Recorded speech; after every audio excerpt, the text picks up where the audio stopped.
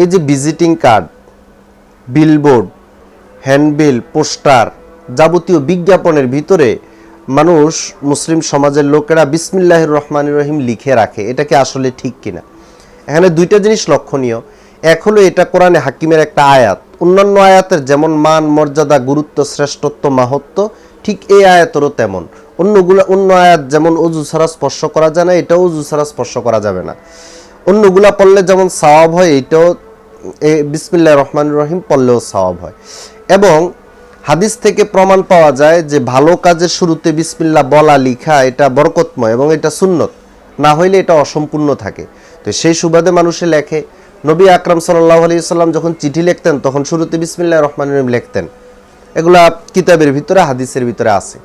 রয়ে গেল আমাদের যে ভিজিটিং কার্ড, পোস্টার, হ্যান্ডবিল, বিজ্ঞাপনের ভিতরে বিসমিল্লাহ লেখা হয়, আরবি হোক অথবা বাংলাতে লেখা হোক, এটার ক্ষেত্রে ওলামায়ে কেরাম ফতোয়ার ভিতরে এভাবে লিখে থাকেন যে যেগুলা সাধারণত সংরক্ষণ হয়, সম্মানের সাথে রাখা হয়, ওইগুলোর ভিতরে লেখলে কোনো সমস্যা নেই।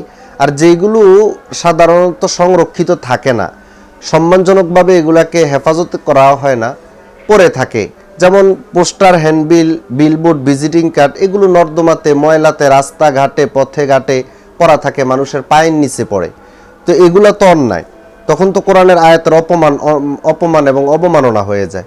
তো যেই সমস্ত কাগজপত্র, বিলবোর্ড, হ্যান্ডবিল, বিজ্ঞাপনগুলোর ভিতরে আমরা লিখে থাকি এবং সংরক্ষণ করা হয় না, মানুষ ফেলে দেয়, রাস্তায় পড়ে থাকে, যা আমরা বুঝি, ওই সমস্ত জায়গাগুলোর ভিতরে না লেখাটাই উত্তম। হযরত ওমর ইবনে আব্দুল আজিজ তো তার ছেলেকে দেয়ালের ভিতরে কেন লেখছে যে বিসমিল্লাহির রহমানির রহিম, এই জন্য প্রহার পর্যন্ত করছেন। আল মুহিতুল বুরহানি, তারপরে ফতোয়া তাতারখানিয়া, ফতোয়া হিন্দি, এগুলোর ভিতরে বিভিন্ন জায়গায় কোরআনের ব্যাপারে এই ধরনের কথাগুলো লিখা আছে। তো আমাদের সামনে নির্বাচন উপলক্ষে অনেক পোস্টার, বিলবোর্ডও হবে, হ্যান্ডবিল হবে, ভিজিটিং কার্ড হবে, ওইগুলোর ভিতরে যাতে করে আমরা না লিখি।